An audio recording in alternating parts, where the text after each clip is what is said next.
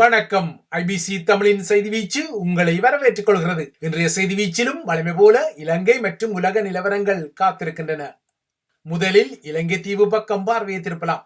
அமெரிக்காவில் இடம்பெற்ற ஆட்சி மாற்றத்துடன் உருவான 2.0 ட்ரம்பினால் உலக ஊடக பரப்புகள் தினசரி புதிய அதகல செய்திகளை கண்டுகொள்ளும் போது இவ்வாறான அதகலங்களுக்குள் ஐநா மனித உரிமை பேரவை போன்ற மையங்களும் ட்ரம்பால் இலக்கு வைக்கப்பட்டு விரைவில் நொந்து நூடில்ஸ் ஆகிவிடுமோ என்ற கவலைக்குரிய குறுகுறுப்புகள் மீண்டும் தலதூக்கியுள்ளன.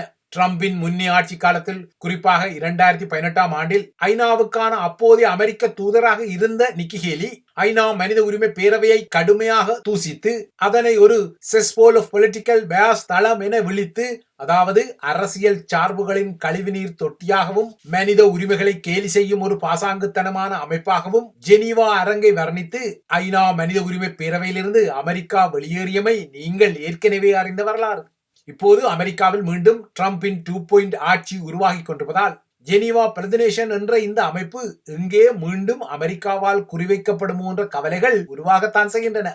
ஆயினும் ஜெனீவா போன்ற அரங்குகளில் தமது இனத்துக்குரிய நீதியை எதிர்பார்க்கும் ஈழத்தமிழினம் அரசன் 1000 சொல்வான் செய்வான், குடியானவன் என்ன செய்வான் என்ற பாணியில் அமெரிக்கா போன்ற நாடுகள் ஐநா மனித உரிமை பேரவையை மையப்படுத்தி இவ்வாறு நடந்து கொண்டாலும், இலங்கை தீவில் தமது இனத்தின் உதிரப்பலியை மையப்படுத்தி ஒரு பூகோள அரசியல் அங்கிடுதத்த ஆட்டங்கள் நடைபெறுகின்றன என்பதை தெரிந்து கொண்டாலும் ஜெனீவாவில் உள்ள இந்த மையத்தின் மீது நம்பிக்கை வைத்து மீண்டும் ஒரு முறை புலம்பெயர் தமிழ் சமூகம் போராட தயாராகின்றது.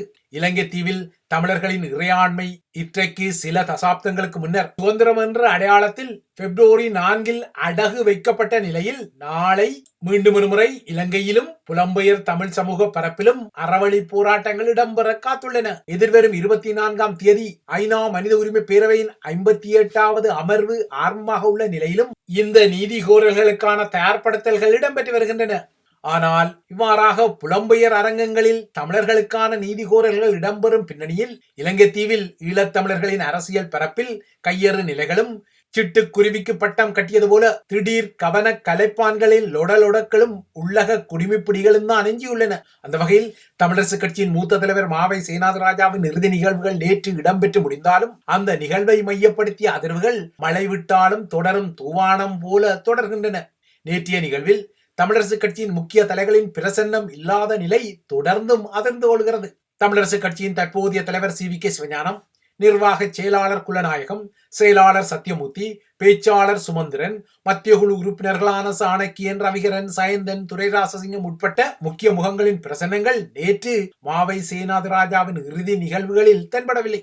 இதற்கும் அப்பால் மாவை சேனாதிராஜாவின் உடல் தகனம் செய்யப்பட்ட மயானத்தில் அவரது மரணத்துக்கு காரணமான துரோகிகள் என்ற குற்றச்சாட்டுகளுடன் இவர்களில் சிலரது நிழல் படங்கள் காட்சிப்படுத்தப்பட்டமை வேறு விடயம்.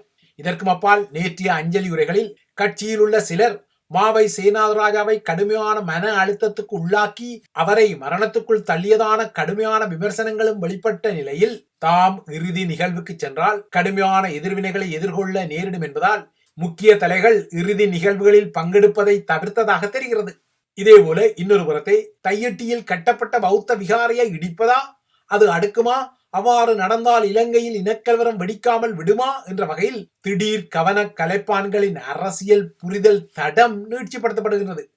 அதாவது தமிழர் தாயகத்தின் இனப்பரம்பலை மாற்றியமைக்கும் வகையிலான திட்டமிட்ட ஆக்கிரமிப்புக்கு எதிரான நகர்வுகள் மற்றும் அறவழி போராட்டங்கள் ஊடாக வழங்கப்படக்கூடிய செய்திகள் அது கஜேந்திரகுமாரின் தமிழ் தேசிய மக்கள் முன்னணி தரப்பால் முன்னெடுக்கப்பட்டாலும் அல்லது வழங்கப்பட்டாலும் அவ்வாறான நகர்வுகள் மூலமாக சொல்லப்படும் செய்தியின் தாற்பயம் என்ன என்பது உள்வாங்கப்படாமல் ஏதோ இந்த விகாரை இந்தியாவின் பாபர் மசூதி பாணியில் இடிக்கப்பட வேண்டும் என்ற நிலைப்பாடுதான் தமிழர்களின் முடிந்த முடிவாக உள்ளதான ஒரு விஷமத்தனமான தோற்றப்பாடு உருவாக்கப்படுகிறது. தையிட்டி விகாரையின் விடயத்தில் ராஜபக்சக்களின் ஆட்சி முதல் அதன் ரணிலின் நீட்சி வரை திட்டமிடப்பட்ட நகர்வுகள் இடம்பெற்றமை வெளிப்படையான விடயம். தமிழர்களின் வடமுனையில் ஏதோ ஒரு வீங்கி பெருத்த போத்தில் போல இந்த விகாரை கட்டப்பட்டமையே தெற்கின் ஒரு கமுக்கமான திட்டத்தின் அடிப்படையிலானது. உயர் பாதுகாப்பு வலயம் என்ற அடிப்படையில் ஆக்கிரமிக்கப்பட்ட தமிழர் தாயக நிலத்தில் சட்ட விரோதமாக நிர்மாணிக்கப்பட்ட இந்த விகாரை ஒரு நூதனமான வடிவமைப்பில் பழமையான விகாரைகளின் வடிவத்துக்கு அப்பால் 100 அடி உயரத்தில் வடிவமைக்கப்பட்டமையே இங்கு இன்னொரு முக்கியமான விடயம். இந்த விகாரை கோட்டாபாயவின் ஆட்சி காலத்தில் ஸ்ரீலங்கா படைத்துறைக்கு பொறுப்பான ஜெனரல் ஷவேந்திர சில்வா தலைமையிலான படைய நிர்மாண உதவியுடன் கட்டப்பட்டது. இவ்வாறான விகாரையின் நிர்மாணங்கள் இடம்பெறக்கூடாதென நீதிமன்றத்தின் தடை உத்தரவு பிறப்பிக்கப்பட்ட பின்னர் இந்த விகாரை மளமளவென துரித கதியில் நிர்மாணிக்கப்பட்டது. பொதுவாகவே நீதிமன்றம் ஒன்று விகாரைகள் என்றல்ல எந்த ஒரு நிர்மாணங்களிலும் தடை உத்தரவுகளை பிறப்பித்துக் கொள்ளும் போது அவ்வாறாக தடை உத்தரவு எப்போது பிறப்பிக்கப்படுகின்றதோ அன்றிலிருந்து அந்த தடை உத்தரவு மீளெடுக்கப்படும் வரை அவ்வாறாக இடம்பெறும் கட்டுமானங்கள் அப்படியே முடக்கப்பட வேண்டும், முன்னகர முடியாமல் இருக்க வேண்டும் என்பதுதான் சட்டத்தின் நியதி. இது இலங்கை தீவின் சட்டத்துறைக்கும் பொருந்தும். ஸ்ரீலங்கா நீதித்துறையின் வியாக்கியானப்படியும் இவ்வாறான சட்ட ரீதியான தடை உத்தரவுகள் மீறப்பட்டு மேற்கொள்ளப்படும் நிர்மாணங்கள் எல்லாம் சட்டவிரோதம் என்ற வகைக்குள் தான் வரும். இது சாதாரண புரிதலுக்குரிய ஒரு விடயம். ஆனால் தையிட்டி விகார விடயத்தில் இவ்வாறான சட்ட நியதிகள் மீறப்பட்டு ஸ்ரீலங்காவின் பௌத்த சாசன அமைச்சே அந்த நிலம் முழுமையாகவே விகாரைக்குரியது என்ற நூதன வாதிடுதல்களை செய்தது. இவ்வாறான நூதன வாதிடல்களுக்கு அப்பால் விகாரை அமைந்துள்ள குறித்த பகுதியில் முன்னர் 400க்கும் மேற்பட்ட சிங்கள குடும்பங்கள் வசித்ததால் அந்த பகுதியை தமிழ் மக்கள் உரிமை கோருவதை ஏற்க முடியாதென ஸ்ரீலங்கா நாடாளுமன்ற அரங்கு வரை ஒரு வலிந்த திணிப்பு காரணத்தையும் முன்னகர்த்தியிருந்தது. ஆனால் தெற்கில் இவ்வாறான முன்னகர்த்தல்கள் இடம்பெற்றாலும் தற்போது தையிட்டி விகாரை உள்ள நிலத்தில் எந்த காலத்திலும் பௌத்த கட்டுமானங்கள் இருந்தமைக்கான ஆவணங்கள் இல்லை என்பதையும் அது மக்களின் வாழ்நிலமாக இருந்த விடயமும் உறுதிப்படுத்தப்பட்ட நிலையில் தையிட்டி விகாரையின் ஆக்கிரமிப்புக்கு பின்னால் சொல்லப்படும் செய்தியை உள்வாங்காமல் ஏகேடிஆரின் அண்மைய யாழ்ப்பாண பயணத்தின் போது அது ஒரு சட்டவிரோத ஆக்கிரமிப்பாக இருந்தாலும் கூட இருக்கும் விகாரையை இடிப்பதா, இனக்கலவரம் பெற அனுமதிப்பதா என்ற கருத்துக்களுடன் அதற்கு மறைமுகமான ஒரு சட்டபூர்வ தன்மையை வழங்க தலைப்படுவது கவன கலைப்பான்களின் நோக்கமாகவும் வடக்கில் ஸ்ரீலங்கா அரசு தலைவரின் பிரதிநிதியாக இருப்பவரின் நோக்கமாக தெரிகிறது. ஏற்கனவே இவ்வாறாக நாவற்குழியில் சட்டவிரோதமாக ஒரு விகாரை நிர்மாணிக்கப்பட்டாலும் அந்த விகாரை தற்போது அந்த பகுதியில் இடம்பெற்ற சிங்கள குடியேற்றங்கள் காரணமாக சட்டபூர்வ விகாரையாக மாறிவிட்டது. இப்போது தையிட்டி விகாரையின் விடயத்திலும் இதே போன்ற ஒரு சட்டபூர்வ தன்மைதான் தெற்கால் கோரப்படுகிறது. இந்த முயற்சி வெற்றி பெற்றால் இனிமேல் இவ்வாறான தெற்கின் வேர்ப்பலாக்கள் நெடுந்தீவு, வல்லிபுரம், ஊர்காவத்துறை, வலிகாமம், மட்டுவில், நிலாவரை, சுன்னாகம், உடுவில், புலோலி, கந்தரோடு என ஏற்கனவே பௌத்த மையங்கள் இருந்ததான உரிமைகோரல்கள் நகர்த்தப்படும் இடங்களிலும் வெடித்து வேர்விடக்கூடும். ஆகையால் இந்த புரிதலை முன்னகர்த்தாமல் தமிழ் அரசியல் பரப்பில் தோன்றிய திடீர் கவன கலைப்பான்களும் அவர்களின் ஆமாம் சாமி தரப்புகளும் இலங்கையில் தமிழ் மக்கள் இழந்த வழிபாட்டு இடங்கள் குறித்த வரலாற்றையும் கொஞ்சூண்டு அறிந்து வைத்திருக்க வேண்டும். இலங்கையின் பஞ்ச ஈஸ்வரங்கள் என விளிக்கப்படும் சிவாலயங்களில் நகுலேஸ்வரம், திருக்கோணேஸ்வரம், திருக்கேதீஸ்வரம், முன்னேஸ்வரம் ஆகிய 4 சிவாலயங்களும் அறியப்பட்டும் இன்று வரை அவை இருந்தாலும் 5வதாக இலங்கையின் தெற்கு மாத்தறை பகுதியின் தேவேந்திர முனை பகுதியில் இருந்த ஒரு வரலாற்று சிறப்புமிக்க சிவன் ஆலயமான தொண்டீஸ்வரத்துக்கு நடந்தது என்ன என்பதை இந்த கவன கலைப்பான்கள் மற்றும் அவர்களின் ஆமாம் சாமிகள் அறிந்து கொள்ள வேண்டும். இலங்கை தீவை போர்த்துகீசர்கள் தமது குடியேற்ற காலகட்டத்தின் மூலம் ஆக்கிரமித்துக் கொண்ட வேளை தொண்டீஸ்வரம் இருந்த இடம் கத்தோலிக்கர்களின் வசமாகிக் கொண்டது. இப்போது இந்த இடத்தில் தெவினுவர ஆலய அடையாளத்தில் சிவனாலயம் இல்லாத அடையாளத்தில் வேறொரு ஆலயம் உள்ளது. இந்த இடத்தில் மேற்கொள்ளப்பட்ட அகழ்வு ஆய்வுகளின் போது பெரியதொரு சிவலிங்கம் ஒன்று ஆய்வாளர்களால் அகழ்ந்து எடுக்கப்பட்ட போதிலும் இந்த தகவலை வெளியே கசிய விடாமல் தெற்கிலிருந்து கமுக்கமான நகர்வுகள் இடம்பெற்றன. இவ்வாறான வரலாறுகளையும் இந்த கவன கலைப்பான்கள் அறிந்து கொள்ள வேண்டும். பொதுவாகவே ஏற்கனவே கட்டப்பட்ட ஒரு ஆலயத்தை இடிப்பது என்பது புதிய முரண்பாடுகளுக்கும் வன்முறைகளுக்கும் வழிவகுக்கும் ஒரு விடயம் என்பதை மறுத்துக் கொள்ள முடியாது. இது யாவருக்கும் தெரிந்த விடயம்தான். ஆனால் தையிட்டி விகாரை இடிக்கப்பட்டால் இவ்வாறு எல்லாம் வருமே என கவலைப்படுவோர் இதுவே சிங்கள பகுதியில் எழுப்பப்பட்ட வேறு ஒரு மத வழிபாட்டு இடமாக இருந்தால் அவ்வாறான மத வழிபாட்டு இடங்கள் வேறு முடிவுகளுக்கு உள்ளாகும் என்பதைத்தான் வரலாறு நிரூபித்தது. அந்த வகையில் 2013க்கு முன்னரான 30 ஆண்டுகளுக்கு முன்னர் தம்முள்ள நகரில் இருந்த பத்திரகாளி அம்மன் கோவில் ஒன்று 2013இல் முற்றாக இடித்து அழிக்கப்பட்ட கதையும் இதே இலங்கை தீவில் தான் நடந்தது. இந்த ஆலயம் சட்டவிரோதமாக நிர்மாணிக்கப்பட்ட ஒரு ஆலயம் என பௌத்த பிக்குகள் போர்க்கொடி எழுப்பி அதற்குரிய முறைப்பாடுகளை வழங்கிய நிலையில் ஒரே இரவில் ஆலயம் முழுமையாக இடிக்கப்பட்டது. குறித்த ஆலயத்தை அகற்றும் போது செய்ய வேண்டிய சில மத சடங்குகளுக்கான கோரிக்கைகள் கூட தடாலடியாக நிராகரிக்கப்பட்டிருந்தன. ஆகையால் இலங்கை தீவில் சட்டவிரோத மத கட்டிடங்கள் என்ற விடயத்தில் அது பௌத்த சிங்கள இனத்திற்கு உறுத்தலாக இருந்தால் அதற்கு ஒரு நீதி பரிபாலனம், இதுவே தமிழர்களின் பூர்வீக நிலப்பரப்பில் இருந்தால் அதற்கு வேறொரு நீதி பரிபாலனம் கிட்டிக்கொள்ளும் என்பதும் கசப்பான ஒரு யதார்த்தம். அந்த பின்னணியில் தையிட்டியில் தற்போது ஆலயம் அல்லது விகாரை என அழைக்கப்படும் அந்த கட்டிடம் சட்டபூர்வமற்ற வகையில்தான் அந்த பகுதியில் கட்டப்பட்டது என்ற விடயத்தை தான் இங்கு சொல்லிக் கொள்ள வேண்டும்.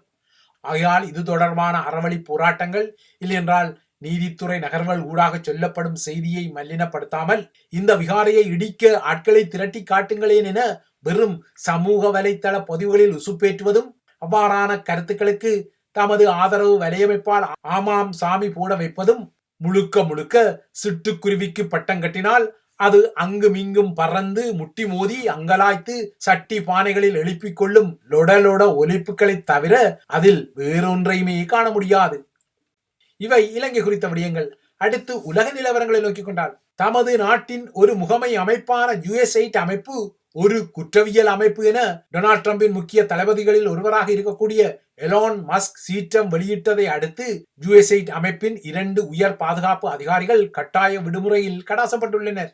இவ்வாறான நகர்வுகள் முதல் பல நகர்வுகள் ட்ரம்பின் ஆட்சியின் அதகலங்களாக தொடர்கின்றன.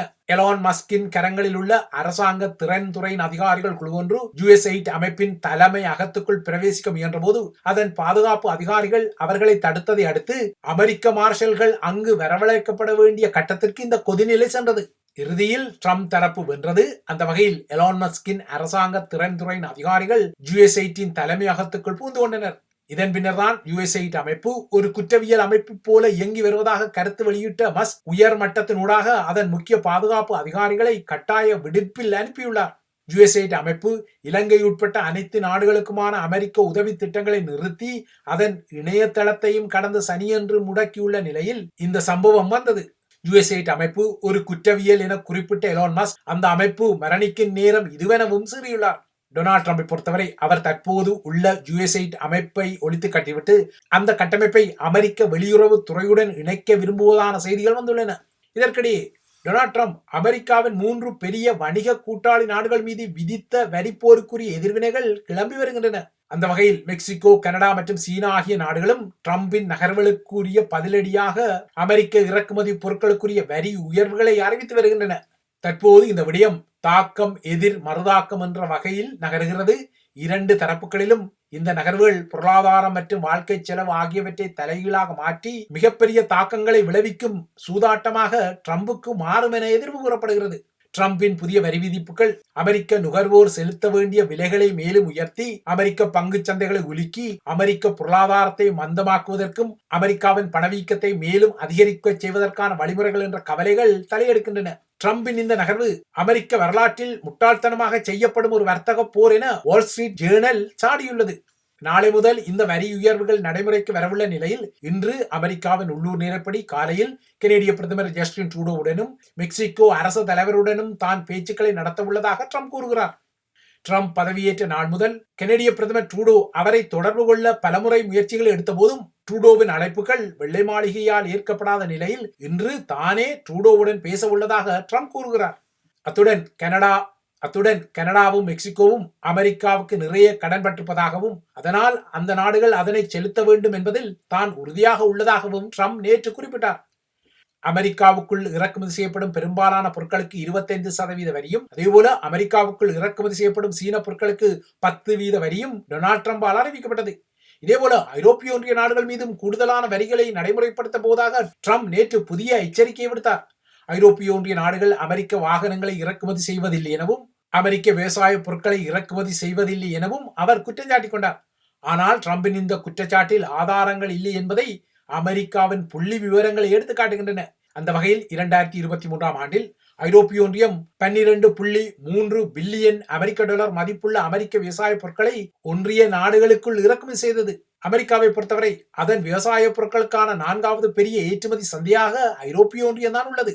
இதேபோல ஐரோப்பிய ஒன்றிய நாடுகள் அமெரிக்க வாகன ஏற்றுமதிக்கான 2வது பெரிய சந்தையாகவும் உள்ளன. 2022 9 பில்லியன் யூரோ மதிப்புள்ள 2,71,476 அமெரிக்க வாகனங்கள் ஒன்றிய நாடுகளுக்குள் இறக்குமதி செய்யப்பட்ட நிலையில் ஐரோப்பிய ஒன்றிய நாடுகள் அமெரிக்காவிடமிருந்து இறக்குமதிகளை அதிகம் செய்வதில்லை என்ற ட்ரம்பின் பொய்யான குற்றச்சாட்டு வந்துள்ளதாக கருதப்படுகிறது. இந்த நிலையில் அமெரிக்கா விதித்த வரிகளுக்கு பதிலடியாக கனடா விதித்த அமெரிக்க பொருட்களுக்குரிய வரிகளை நேற்று கனேடிய நிதியமைச்சர் வெளியிட்டுள்ளார். கனடாவுக்குள் இறக்குமதி செய்யப்படும் அமெரிக்க மதுபான வகைகள், ஆடைகள், வீட்டு உபயோகப் பொருட்கள், துப்பாக்கிகள், பழங்கள் மற்றும் காய்கறிகள், தயிர், பால், சீஸ் போன்ற பால் பொருட்கள், கோப்பி மற்றும் தேயிலை, கழிப்பறைகளில் பாவிக்கப்படும் காகிதாதிகள், சமையலறை பாத்திரங்கள், குளிர்சாதன பெட்டிகள் மற்றும் தண்ணீர் சூடாக்கி உட்பட்ட பல்வேறு அமெரிக்க வீட்டு பொருட்களுக்கும் வரிகள் அறிவிக்கப்பட்டுள்ளன. இந்த நிலையில் அமெரிக்காவில் உள்ள சட்டவிரோத குடியேறிகளை கியூபாவின் குவாண்டானமோ தளத்தில் தங்க வைப்பதற்கான நகர்வுகளை செய்வதற்கு அமெரிக்க கடற்படையின் சிறப்பு பிரிவு ஒன்று அந்த தளத்துக்கு சென்றுள்ளது. பல்லாயிரக்கணக்கான சட்டவிரோத குடியேறிகளை தங்க வைப்பதற்காக குவாண்டானமோ கடற்படை தளத்தை தயார் செய்யுமாறு டொனால்ட் ட்ரம்ப் கடந்த வாரம் உத்தரவிட்டதை அடுத்து இந்த நகர்வு வந்துள்ளது. குவாண்டானமோ தளத்தில் 30,000க்கும் மேற்பட்ட சட்டவிரோத குடியேறிகளை தடுத்து வைக்கும் வகையில் தயார்படுத்தல்கள் இடம்பெற்று வருவதாக கூறப்படுகிறது. எனினும் குவாண்டானமோ தளத்தில் கால வரையறையின்றி குடியேறிகள் தங்க வைக்கப்பட மாட்டார்கள் எனவும் வெள்ளை மாளிகை குறிப்பிடுகிறது. இந்த நிலையில் ட்ரம்ப் நிர்வாகம் ஏற்கனவே அமெரிக்காவில் வசிக்கும் வெனிசுலா மக்களுக்கு மனிதாபிமான ரீதியில் வழங்கிய நுழைவிசவி நிவாரண திட்டத்தை முடிவுக்கு கொண்டு வந்துள்ளது. அமெரிக்க மெக்சிகோ எல்லையில் படையில் உள்ள அமெரிக்க படையினரை சந்தித்துக் கொள்ள இன்று அமெரிக்க பாதுகாப்பு அமைச்சர் அங்கு பயணப்படும் நிலையில் இந்த நகர்வு வந்தது. இதேபோல அமெரிக்கா பனாமா கால்வாயை மீண்டும் கைப்பற்ற போகின்றது அல்லது மிகவும் சக்தி வாய்ந்த ஒரு அதிரடி நகர்வு நடக்கப் போவதாக ட்ரம்ப் நேற்று குறிப்பிட்டுள்ளார். பனாமா கால்வாய் என்ற முக்கிய நீர்வழியின் கட்டுப்பாட்டை அமெரிக்கா மீண்டும் கைப்பற்ற வேண்டும் என ட்ரம்ப் தொடர்ச்சியாக குரல் கொடுப்பது பனாமாவுக்கும் அமெரிக்காவுக்கும் இடையில் ராஜதந்திர முருகல்களை நீட்சிப்படுத்தினாலும் ட்ரம்ப் நேற்றும் இந்த எச்சரிக்கை விடுத்தார். பனாமா அரசு தலைவர் ஜோஸ் ரவுல் மொலினோவை பொறுத்தவரை கால்வாயின் மீதான பனாமாவின் இறையாண்மை ஒருபோதும் விட்டுக் கொடுக்கப்பட மாட்டாது என்ற நிலைப்பாட்டில் உள்ளார். இந்த நிலையில்தான் அமெரிக்கா பனாமா கால்வாயை மீண்டும் கைப்பற்ற போகின்றது அல்லது மிகவும் சக்தி வாய்ந்த ஒரு அதிரடியை எடுக்கப் போகின்றது என ட்ரம்ப் நேற்று குறிப்பிட்டுள்ளார். அமெரிக்க வெளியுறவு அமைச்சர் நேற்று தனது முதலாவது பயணமாக பனாமாவுக்கு சென்று அங்கு அதன் அரசு தலைவரை சந்தித்து பேசிய நிலையில் ட்ரம்பின் இந்த புதிய எச்சரிக்கை வந்துள்ளது குறிப்பிடத்தக்கது. இவைதான் ஐபிசி தமிழின் செய்தி வீச்சு.